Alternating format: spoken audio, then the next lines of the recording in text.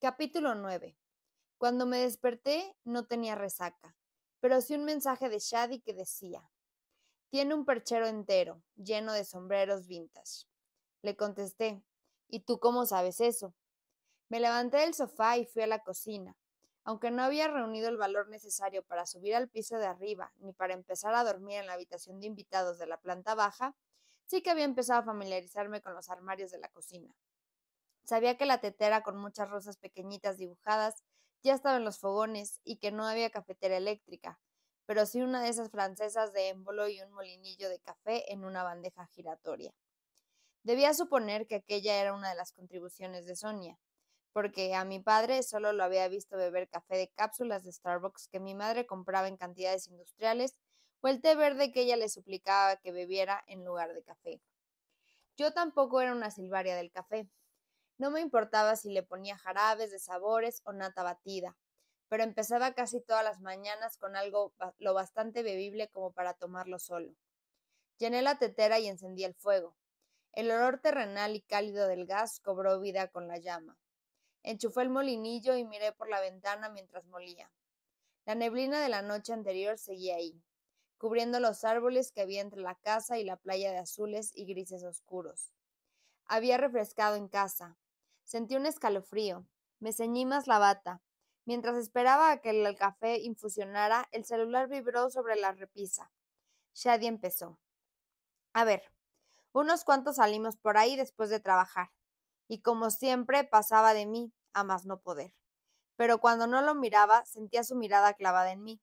Al final se fue al baño y yo también tenía que ir y estaba esperando en el pasillo y cuando salió me dijo, hola Shad, y yo, vaya, te juro que hasta ahora pensaba que no hablabas. Y él se encogió de hombros. Y yo le dije, en fin, estaba pensando en irme. Y él, joder, ¿sí? En plan que se notaba que estaba decepcionado. Así que le dije, estaba pensando en irme contigo. Y se puso súper nervioso y contento en el plan. Sí, me parece bien. ¿Cuándo quieres irte? Y yo, pues ahora. ¿Cuándo va a ser? Y bueno, lo demás ya se sabe. Escribí. Vaya clásica historia de amor. Respuesta de Shadi. Pues sí, chica conoce a chico, chico pasa de ella menos cuando ella no mira, chica se va a casa con chico y ve cómo cuelga el sombrero encantado en un perchero lleno de sombreros. Sonó la alarma del temporizador. Prensé el café, lo serví en una taza con forma de orca caricaturizada y me lo llevé junto con la computadora a la terraza. La agradable neblina refrescaba cada centímetro de la piel que llevaba al aire. Me acurruqué en una de las sillas y empecé a preparar una lista de cosas que hacer ese día y el resto del verano. Antes que nada, tenía que pensar qué iba a hacer con el libro. Si descartaba lo del amor veraniego optimista con un padre soltero, y luego tenía que planear la clase de comedia romántica del sábado con Gus. Me dio un vuelco el corazón al pensarlo. Había medio esperado levantarme en pánico por nuestro acuerdo, pero estaba ilusionada. Por primera vez desde hacía años iba a escribir un libro que nadie en absoluto esperaba. Y además tenía el privilegio de ver a Gus Everett intentar escribir una historia de amor. O puede que yo hiciera el ridículo y peor todavía, decepcionar a Anya, pero no podía quedarme pensando en eso. Había trabajo que hacer.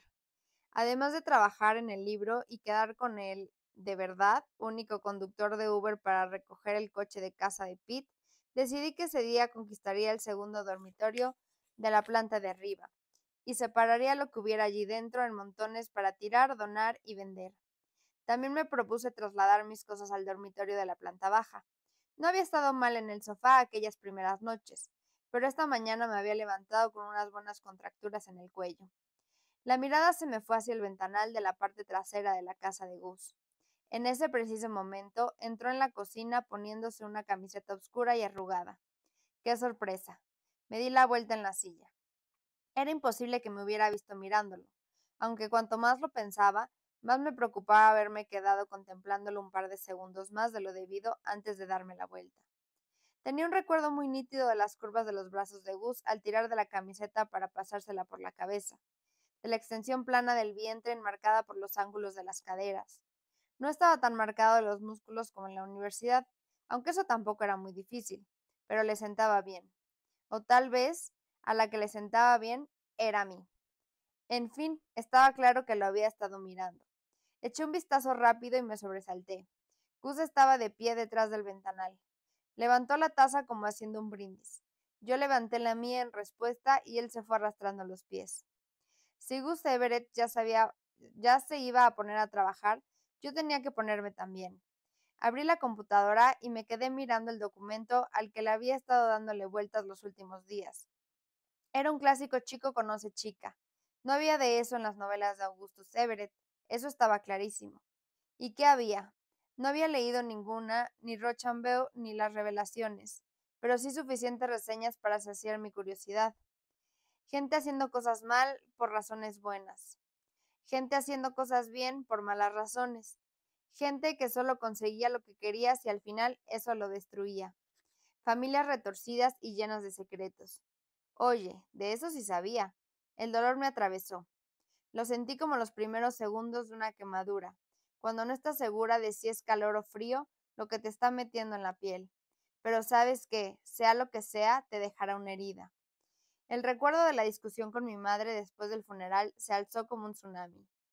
Jaque se había ido al aeropuerto en cuanto hubo terminado la misa para volver al trabajo, y se había perdido el cara a cara con Sonia, y cuando ella se marchó a toda prisa, mi madre y yo tampoco nos quedamos mucho más.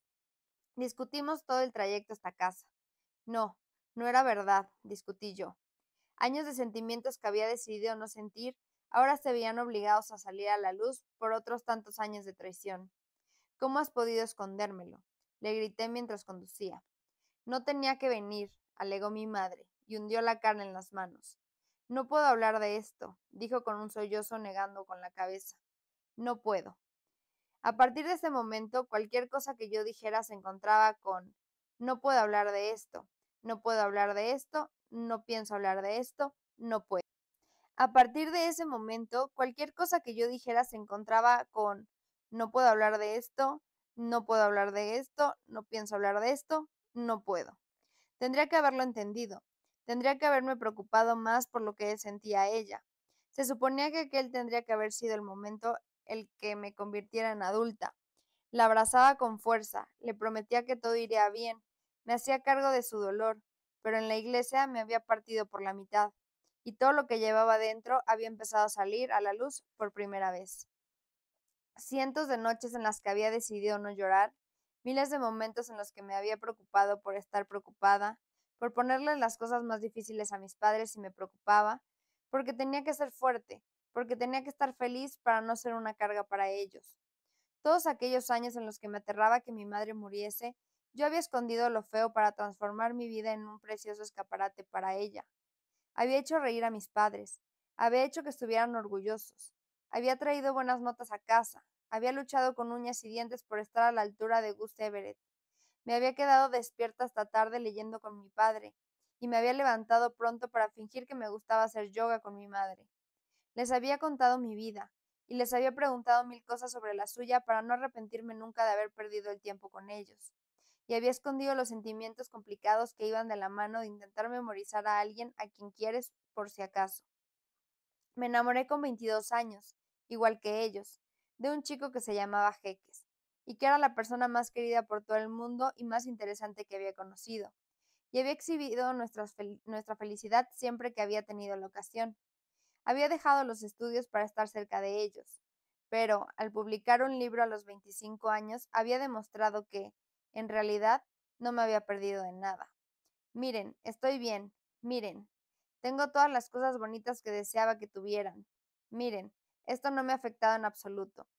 Miren, todos viven felices por siempre. Otra vez. Había hecho todo lo posible para demostrar que estaba bien, que no estaba preocupada. Lo había dado todo por contar esa historia, esa en la que los tres éramos indestructibles. En el trayecto de vuelta a casa desde el funeral, ya no quería estar bien. Quería ser una niña, quería chillar, dar portazos, gritar, te odio, me estás destrozando la vida, como no había hecho. Quería que mi madre me castigara, y luego se colara en mi habitación y me besara la cabeza y susurrara, entiendo que tengas miedo. En lugar de eso, mi madre se secó las lágrimas, respiró hondo y repitió, no pienso hablar de esto. Vale, dije derrotada, rota, pues no hablaremos de esto. Cuando volví a Nueva York, todo cambió. Las llamadas de mi madre se volvieron escasas, y las pocas que recibía eran como un tornado. Repasaba como un ciclón cada detalle de la semana que había pasado ella, y luego me preguntaba cómo me iba. Y si vacilaba demasiado, entraba en pánico, y se excusaba diciendo que tenía que irse a alguna clase de gimnasia de la que se le había olvidado. Se había pasado años preparándose para su propia muerte, sin tener tiempo para prepararse para aquello. Que él nos dejara, y que la cruda realidad entrara en su funeral y rasgara todos nuestros bonitos recuerdos por la mitad. Mi madre estaba sufriendo, y yo lo sabía, pero yo también estaba sufriendo, tanto que, por primera vez, no podía reír ni bailar para ahuyentar siquiera una pizca de ese sufrimiento. Ni siquiera era capaz de escribir un final feliz. No tenía ningunas ganas de sentarme delante del portátil en la terraza de aquella casa llena de secretos y hacer un exorcismo al recuerdo de mi padre que tenía en el corazón, pero parecía que había encontrado lo único que era capaz de hacer, porque ya había empezado a escribir. La primera vez que se encontró con el amor de la vida de su padre fue en su funeral. Mi historia de amor con las novelas románticas había empezado en la sala de espera de la consulta de la radióloga a la que iba mi madre. No quiso que entrara con ella. Insistía en que la hacía sentirse mayor, por lo que me quedé ahí sentada, leyendo un manido libro de bolsillo de la estantería e intentando distraerme del siniestro tic-tac del reloj, que había colgado encima de la ventanilla de recepción. Pensé que me quedaría mirando una página durante 20 minutos, atrapada en la rueda de la ansiedad, pero, en lugar de eso, leí 150 páginas y me metí el libro en el bolso sin querer cuando fue hora de irse a casa. Fue la primera vez que sentí alivio en semanas, y a partir de ese momento leí sin parar todas las novelas románticas con las que pude hacerme. Y luego, sin planearlo, empecé a escribir una y esa sensación, la sensación de enamorarme perdidamente de una historia de esos personajes cuando brotan de mí, no se podía comprar con nada. La primera vez que le diagnosticaron cáncer a mi madre, aprendí que el amor era una vía de escape, pero fue la segunda vez cuando aprendí que también podría ser un salvavidas cuando te estás ahogando. Cuanto más trabajas en aquella historia de amor, menos impotente me sentía ante el mundo. Puede que tuviera que descartar el plan de seguir estudiando para poder trabajar de profesora, pero todavía podía ayudar a la gente. Podía darles algo bueno, algo divertido y esperanzador. Y funcionó. Durante años tuve un propósito, tuve algo bueno en lo que centrarme.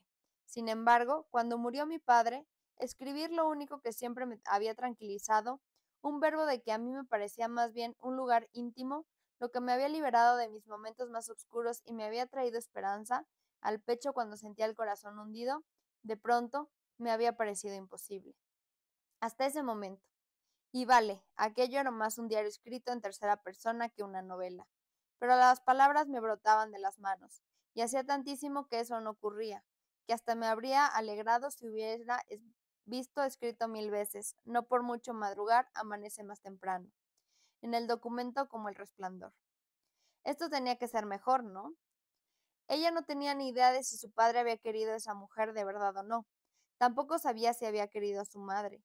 Las tres cosas que sabía sin duda que había querido eran los libros, los barcos y el mes de enero. Y no era porque yo hubiera nacido en enero. Él siempre había hecho como si yo hubiera nacido en enero precisamente porque era el mejor mes y no al revés. En Ohio, yo lo había considerado el peor mes del año. Muchas veces no nevaba hasta febrero, lo cual significaba que enero eran unas semanas grises, frías y apagadas en las que ya no tenía la ilusión de que las fiestas estuvieran al caer. En West Michigan es diferente, decía siempre mi padre. Estaba el lago, y la superficie se congelaba y quedaba cubierta por una gruesa capa de nieve. Según decía, se podía caminar por encima como si fuera una tundra de Marte. Cuando íbamos a la universidad, Shad y yo habíamos hecho planes para tomar el coche un fin de semana e ir a verlo, pero a ella la llamaron para comunicarle que su Sheltie se había muerto. Así que nos pasamos el fin de semana viendo adaptaciones televisivas de clásicos de la literatura inglesa y comiendo galletas con chocolate y nubes de golosinas fundidas. Me puse a teclear otra vez. Si las cosas hubieran sido de otra forma, quizá habría ido al lago en invierno en lugar de un verano.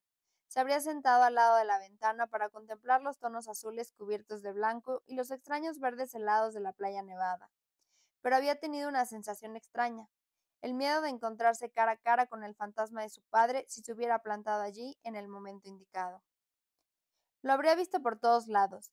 Me habría preguntado cómo se hubiera sentido él respecto a cada detalle. Habría recordado una nevada de su infancia que él me había descrito. Todos esos orbes diminutos. January, como si el mundo entero estuviera hecho de granos de azúcar puro.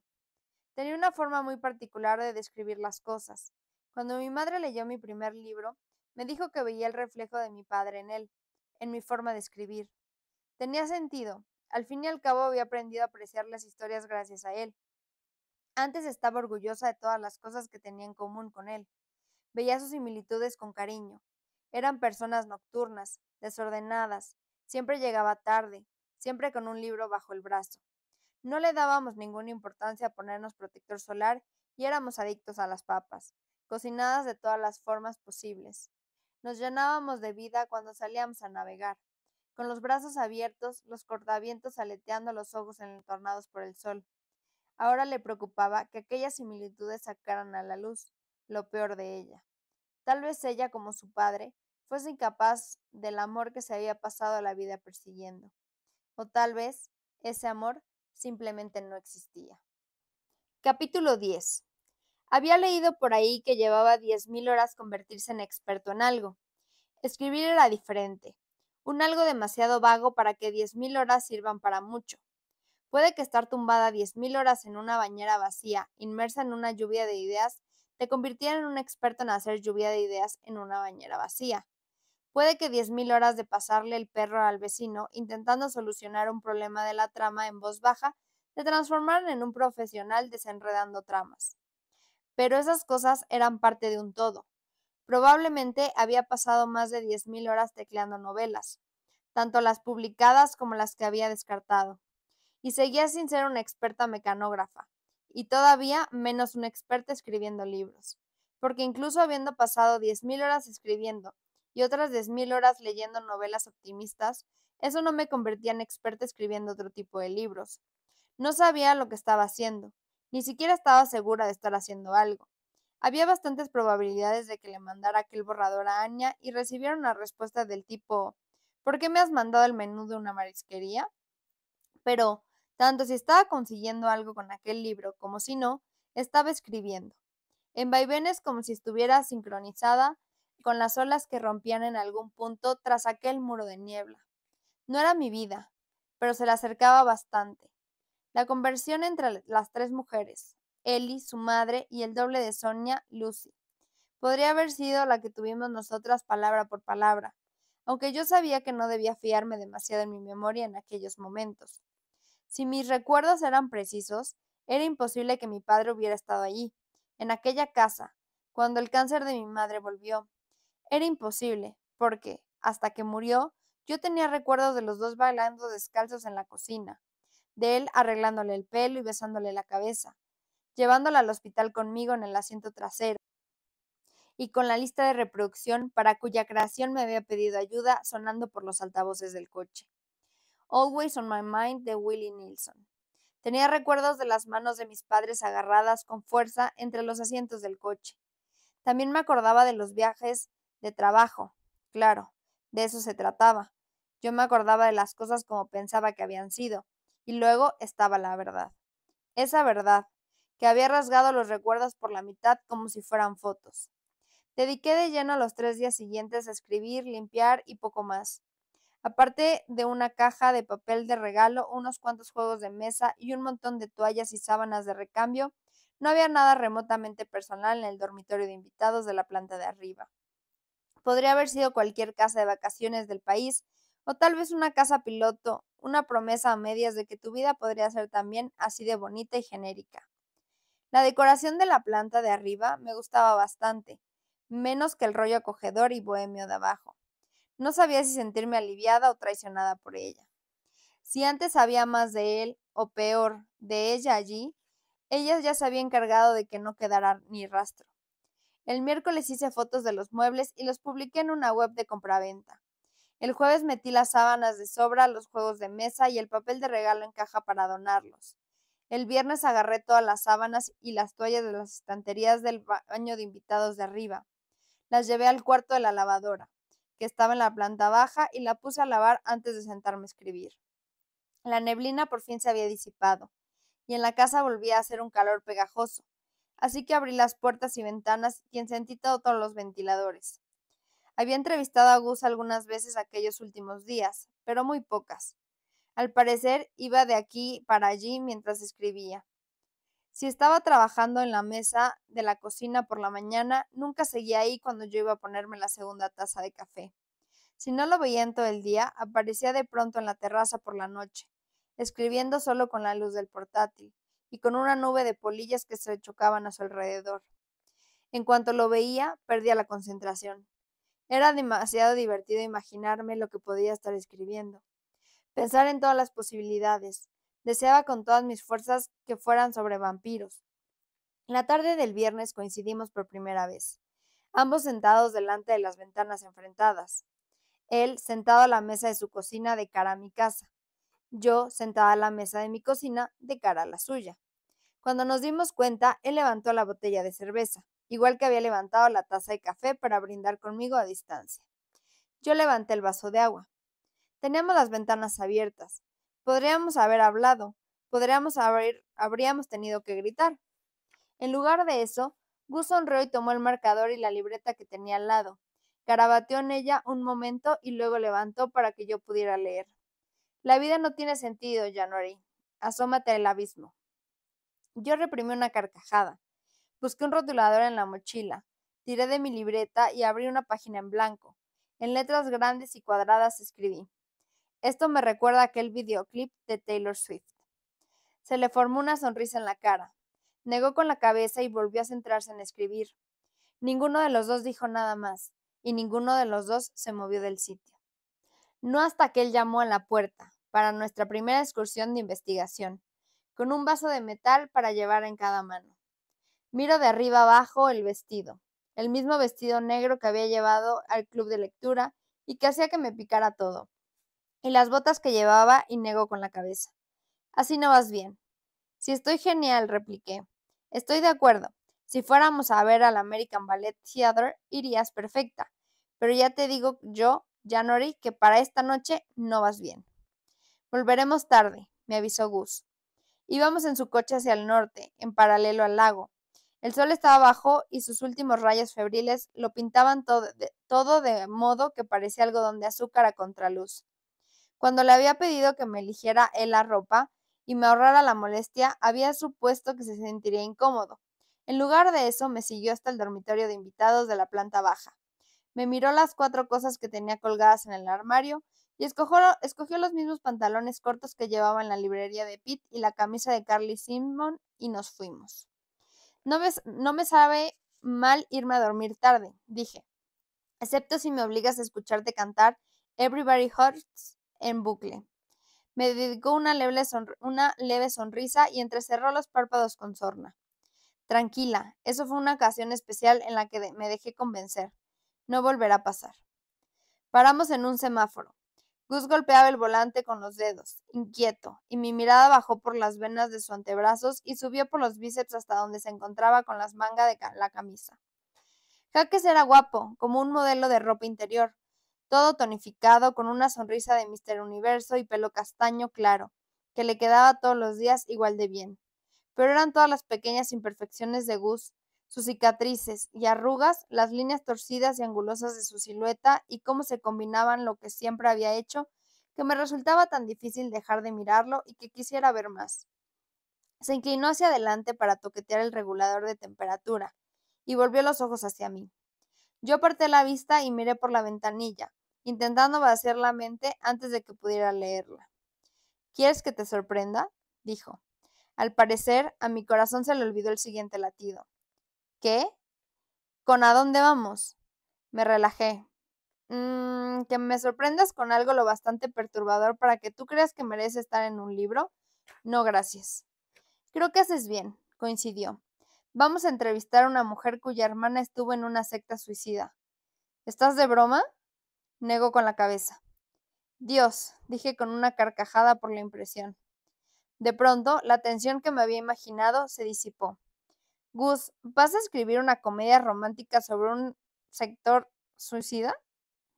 Puso los ojos en blanco. Había pactado esta entrevista antes de nuestra apuesta. Además, lo hacemos para que tú aprendas a escribir novelas literarias. Bueno, sea como sea, lo de asomarse al abismo no iba en broma, dije. Las lecciones es una mierda, ahora ponte a escribir sobre ello, ¿no? Gus sonrió con suficiencia.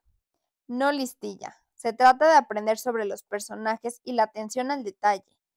Yo me hice la sorprendida. No te lo vas a creer, pero en la literatura femenina también tenemos de eso. Oye, eres tú la que empezó con esta parte del plan de dar lecciones al otro, señaló Gus. Si vas a reírte de mí todo el rato, no tengo ningún problema en dejarte en el primer bar que encuentre por la zona residencial, donde hagan micro abierto de monólogos y recogerte cuando vuelva. Vale, vale, accedí con un gesto para que siguiera conduciendo. Personajes y detalles, decías. Se encogió de hombros. Me gusta escribir sobre situaciones improbables, sobre personajes y hechos que parecen demasiado absurdos para ser reales, pero que tienen su lógica. Lo específico ayuda a hacer creíble lo increíble. Por eso hago un montón de entrevistas. Es interesante lo que la gente recuerda de una situación. Por ejemplo, si voy a escribir sobre el líder fanático de una secta que cree que es la conciencia de un alien que se ha ido reencarnando durante siglos en todos los líderes mundiales, también necesito saber qué zapatos lleva y qué desayuna. ¿De verdad lo necesitas saber? Lo provoqué. ¿Los lectores te lo imploran? Se rió. Oye, igual el motivo por el que no has podido terminar tu libro es que no dejas de preguntarte qué quieren leer los demás en lugar de qué quieres escribir tú. Me crucé de brazos irritada. Y dime, Gus, ¿cómo vas a darle un giro romántico a tu libro sobre sectas suicidas? Inclinó la cabeza hacia atrás, y sus pómulos afiliados le ensombrecieron las mejillas. Se rascó el mentón. En primer lugar, ¿en qué momento he dicho que la entrevista sea para la comedia romántica? Podría dejar apartadas todas las notas que he tomado de esto hasta que gane la apuesta, y luego volver a escribir mi próxima novela oficial. ¿Eso es lo que harás? Le pregunté. Aún no lo sé, admitió. Estoy intentando averiguar si puedo combinar las ideas. Puede, dije dudosa. Cuéntame los detalles a ver si puedo ayudarte. Vale, a ver. Cambió la posición de las manos en el volante. La premisa original era, en resumen, que una periodista se enterara de que su novia de la preparatoria, una exdrogadicta, se ha unido a una secta y decide infiltrarse y desarticularla. Pero cuando se mete, empieza a subir de rango muy deprisa, mucho más que la mujer a la que había ido a salvar. Y entonces empieza a ver cosas, pruebas de que el líder tiene razón, en todo. Al final, a la chica le entraría miedo e intentaría salir de allí y convencerlo a él de que se fuera con ella. Y supongo, dije, que van a pasar la luna de miel en París y se instalan en una casita en el sur de Francia. Casi seguro que se hacen vinicultores. Pues él iba a asesinarla, repuso Gus impasible, para salvar su alma. No había decidido si eso iba a ser lo que por fin hundiera a la secta, lo que haría que detuvieran a todos los líderes y tal, o si él iba a convertirse en el nuevo profeta. Me gustaba la segunda opción, porque me parecía que cerraba el círculo. Quería sacarla de la secta, y lo hace. Quería desarticularla, lo hace. Pero la segunda me parece más cíclica, en cierto sentido, como si cualquier persona dolida con complejo de Salvador pudiera terminar haciendo justo lo que hace el primer líder de la secta. No lo sé. Igual aparece un personaje joven adicto a las drogas al final de todo. Muy cookie todo, comenté. Justo lo que pretendía, respondió. ¿Y qué? ¿Alguna idea para la versión no horrible del libro? A ver, la propuesta del sur de Francia me ha gustado. Es la leche. Me alegra que lo veas igual que yo. En fin, dijo, ya veré lo que hago. Creo que una comedia romántica sobre una secta tiene chispa. ¿Y tú? ¿De qué va tu libro? Hice como si me vomitara encima. Muy cookie también, dijo él haciéndose eco de mis palabras y me dirigió una sonrisa. Hablando de chispas, a veces sus ojos parecían reflejar un fuego que no había. Por favor, el coche estaba casi a oscuras. Sus ojos no deberían poder, física o moralmente, brillar así. Sus pupilas le faltaban el respeto a las leyes de la naturaleza. La piel empezó a arderme bajo su mirada. No tengo ni idea sobre qué iba a ir mi libro, dijo cuando él por fin volvió a mirar la carretera. Y tengo muy poca idea de sobre qué irá ahora. Creo que sobre una chica. Él esperó unos segundos a que siguiera y luego dijo, rompedor. Ya. Había más. Estaba el padre al que adoraba. Estaba su amante y su casa de la playa en el pueblo en el que se había criado, y las citas de radioterapia de su mujer. Pero, aunque la relación entre Gus Everett y yo era más cálida, por culpa de sus ojos, no estaba lista para las preguntas que podían surgir en esa conversación. ¿Y por qué te mudaste aquí? Le pregunté después de un largo silencio. Gus se movió inquieto en el asiento. Estaba claro que había muchas cosas de las que él tampoco quería hablar conmigo. Por el libro, dijo. Leí que había una secta aquí, en los 90. Tenía un poblado enorme en el bosque y todo antes de que los encontraran. Hacían todo tipo de cosas ilegales. Llevo aquí unos 5 años, entrevistando a gente, investigando y todo eso. ¿En serio? ¿Llevas 5 años trabajando en esto? Volvió la vista hacia mí. Requiere mucha investigación, y una parte de este tiempo lo pasé terminando mi segundo libro y haciendo la gira de promoción y todo eso. No han sido 5 años seguidos sentado delante de una máquina de escribir con solo una botella de plástico para mear. Tu médico se alegrará de oírlo. Seguimos avanzando por la carretera en un silencio tenso durante un rato hasta que Gus bajó su ventanilla, lo cual me dio permiso para bajar la mía. Las rachas de viento cálido que entraban por las ventanas abiertas disolvieron cualquier incomodidad del silencio en el que habíamos caído. Podíamos haber sido dos desconocidos en la misma playa, en el mismo autobús o en el mismo ferry. Mientras avanzábamos, el sol iba desapareciendo centímetro a centímetro. Al cabo de un rato, Gus jugueteó con la radio y subió el volumen en una emisora de viejos éxitos en la que estaba sonando Paul Simon. Me encanta esta canción, me dijo por encima del ruido del ciclón que se había formado en el coche. ¿En serio? Respondí sorprendida. Me imaginaba que me harías escuchar a Elliott Smith o a la versión de Hurt de Johnny Cash todo el trayecto. Gus puso los ojos en blanco, pero estaba sonriendo. Y yo me imaginaba que traerías una lista de reproducción de Mariah Carey. Vaya, ojalá lo hubiera pensado. La mayor parte de su risa ronca se perdió en el viento, pero oí lo suficiente para sentir calor en las mejillas. Pasaron 2 horas hasta que salimos de la carretera, y luego 30 minutos más de carreteras secundarias estropeadas por el hielo, iluminadas solo por los faros del coche y las estrellas. Por fin, salimos de la carretera que serpenteaba por el bosque al aparcamiento de gravilla de un bar que tenía el techo de chapa ondulada. El cartel luminoso decía, The Bywater. Aparte de las motos y lo que quedaba en la carrocería de una camioneta Toyota, el solar estaba vacío, pero las ventanas iluminadas por carteles luminosos de Budweiser y Miller revelaban que el bar estaba concurrido. Dime la verdad, dije. ¿Me has traído aquí para asesinarme? Gus paró el motor y subió las ventanillas. Venga ya. Llevo 3 horas conduciendo. Ya no tengo lugar perfecto para asesinar en Outback Shores. ¿Todas tus entrevistas son en antros espeluznantes en medio del bosque? Pregunté. Se encogió de hombros. Solo las buenas. Salimos del coche, sin el viento 80 por hora. Hacía un calor pegajoso y cada pocos pasos cruzábamos una nube de mosquitos o luciérnagas. Me pareció oír el sonido de agua a la que remitía el nombre del bar, que venía de la espesura que había detrás. Supuse que no era el lago. Debía de ser un arroyo.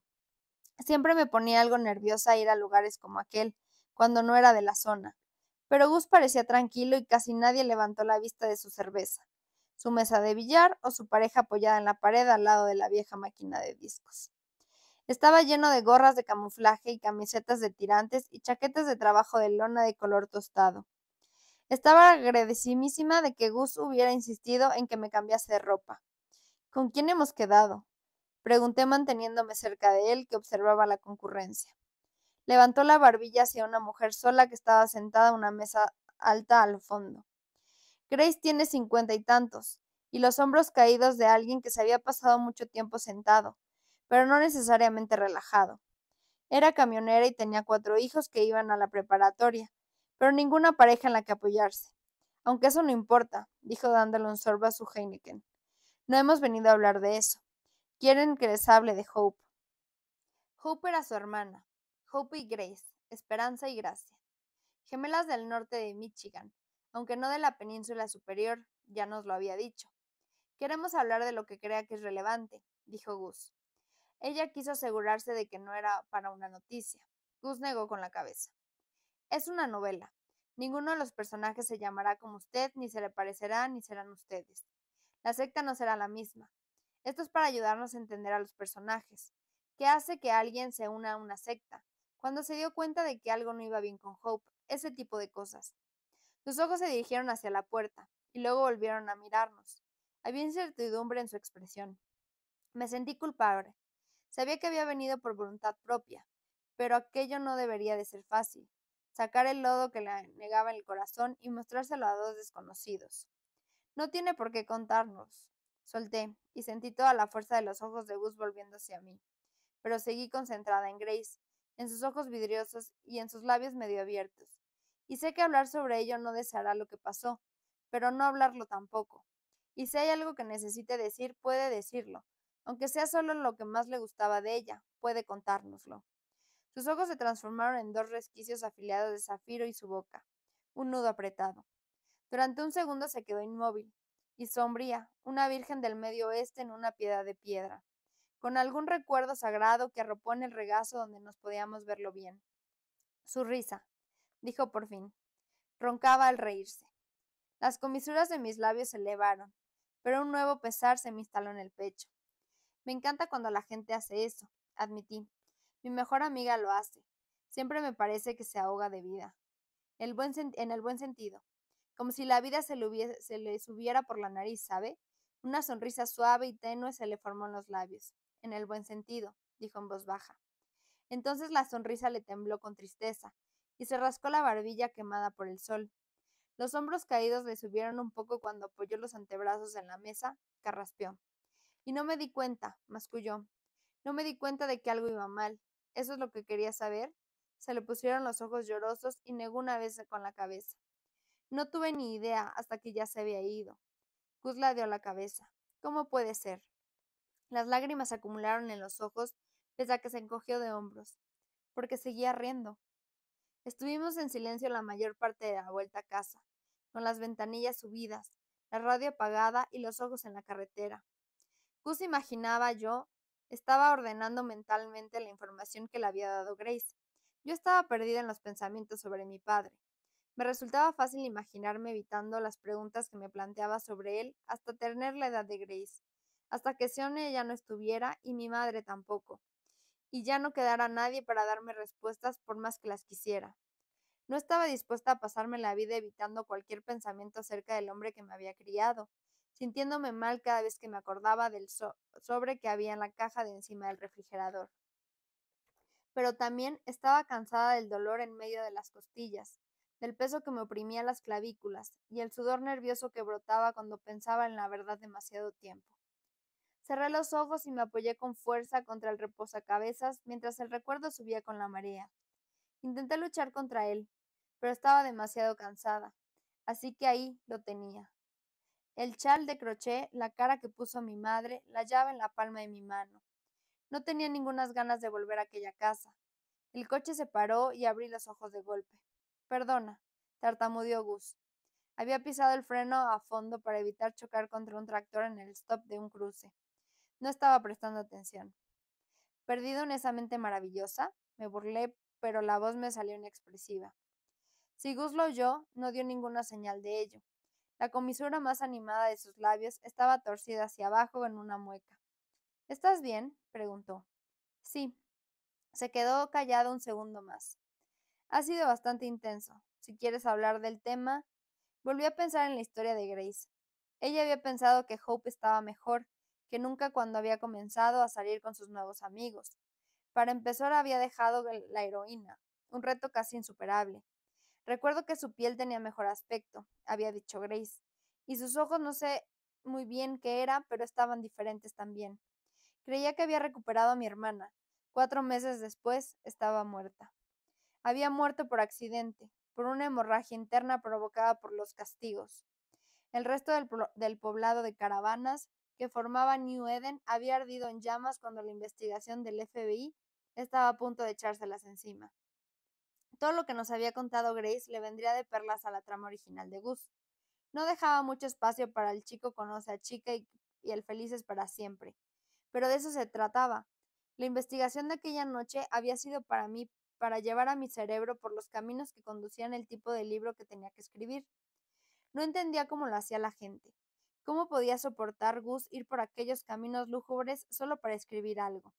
¿Cómo podía seguir preguntando cuando lo único que quería yo aquella noche era agarrar a Grace y abrazarla fuerte, pedirle perdón por lo que el mundo le había quitado, encontrar alguna manera de que la pérdida le pesara unos gramos menos?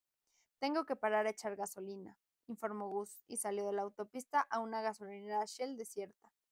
No había más que kilómetros y kilómetros de terrenos secos en todas direcciones. Salí del coche para estirar las piernas mientras Gus reposteaba. Al caer la noche, se había refrescado el ambiente, pero no demasiado. ¿Es uno de tus lugares para asesinar?, pregunté rodeando el coche y yendo hacia él. Me niego a contestar por si intentas quitármelo. Haces bien, respondí. Tras un momento no pude guardarme más la pregunta. ¿No te afecta? Tener que vivir en la tragedia de otros, digo. 5 años es mucho tiempo para obligarse a pasar por algo así. Gus volvió a colocar la pistola de la manguera en el surtidor, concentrado en enroscar la tapa del depósito. Todo el mundo tiene sus mierdas, Janori. A veces pensar en la de los demás es casi un alivio. Vale, dije. Hagámoslo. Las cejas de Gus se arquearon y la boca mala y sexy se le aflojó. ¿Qué? Me crucé de brazos y apoyé la cadera en la puerta del conductor. Estaba cansada de ser la más delicada. La chica borracha que lleva vino en el bolso, la única que intentaba no temblar mientras otra mujer volcaba su dolor en la mesa de un cuchitril. Cuéntame esas mierdas misteriosas tuyas. A ver si de verdad me ayudan a olvidarme de las mías. Y ahora de las que Grace que me pesaban casi lo mismo en el pecho. Los ojos oscuros y líquidos de Gus me miraron de arriba a abajo. Nah, dijo por fin. Y se acercó a la puerta, pero yo me quedé apoyada. Estás en medio. ¿Ah, sí? Alargó la mano hacia la manija de la puerta y yo me moví a un lado para taparla. Su mano se agarró a mi cadera en lugar de a la manija, y una chispa cálida me atravesó el cuerpo. Todavía más en medio, indicó con una voz grave que hacía que sonase más como atrévete a quedarte ahí. Sentí un cosquilleo en las mejillas. Todavía tenía la mano apoyada en mi cadera como si le hubiera olvidado que estaba ahí, pero se le movió un dedo sin querer y supe que no se le había olvidado. Acabas de llevarme a la cita más deprimente de la historia, dije. Lo menos que puedes hacer es contarme una sola cosa sobre ti. ¿Y por qué te importa todo esto en New Eden? Arqueó las cejas divertido, y sus ojos refulgieron como una hoguera. No ha sido una cita. No sé cómo consiguió que sonara guarro. Ah, claro, que tú no sales con nadie, repliqué. ¿Por qué? ¿Es parte de tu pasado oscuro y misterioso? Su boca mala y sexy se tensó. ¿Qué me das a cambio? Se acercó un poco más y fui hiperconsciente de cada molécula de aire que había entre nosotros. No había estado tan cerca de un hombre desde Jex. Jaque olía a colonia de lujo. Gus olía ahumado y dulce, a incienso y a playa salada. Jaques tenía unos ojos azules cuya mirada me rozaba como una brisa veraniega que hace sonar unas campanillas de viento. La mirada oscura de Gus se me clavaba como un sacacorchos. ¿Qué me das a cambio? ¿Una conversación animada? La voz me salió extremadamente grave. Negó con un movimiento leve de cabeza. Dime por qué te has mudado aquí y te contaré una sola cosa sobre mi pasado oscuro y misterioso. Consideraré la oferta. La recompensa, pensé, bien valía el precio. Mi padre murió, me dejó la casa en la playa. La verdad, aunque no toda. Por segunda vez, le cruzó la cara una expresión con la que no estaba familiarizada. ¿Empatía? ¿Decepción tal vez? Demasiado rápido para analizar lo que significaba. Te toca, exigí. Vale, dijo con voz ágil, una cosa. Asentí. Gus se inclinó hacia mí y me puso la boca al lado de la oreja como si conspirásemos. Su aliento cálido hizo que se me erizara la piel del cuello. Echó una mirada fugaz hacia un lado para verme la cara y su otra mano me tocó la cadera con suavidad, que podría haber sido la brisa. El calor que sentía en los labios se extendió por mi centro, enzarzándome en los muslos como una enredadera. Era delirante que aquella noche en la universidad siguiera tan vívida en mi mente, que hasta sabía que me había tocado justo así. El primer contacto cuando nos habían encontrado en la pista de baile, ligero como una pluma y abrasador como el sol cuidadoso, deliberado. Me di cuenta de que estaba aguantando la respiración, y cuando me obligué a respirar, las subidas y bajadas de mi pecho fueron absurdas como de novela erótica de época. ¿Cómo me estaba haciendo eso? Otra vez. Después de la noche que acabamos de pasar, aquella sensación, aquella hambre, no tendría que ser posible. Después del año que había pasado, no pensaba que fuera posible. Te mentí, me susurró en la oreja. Sí que he leído tus libros. Sus manos se aferraron a mi cintura, y me apartó del coche, abrió la puerta y entró, y me dejó respirando con dificultad en el súbito frío de la gasolinera.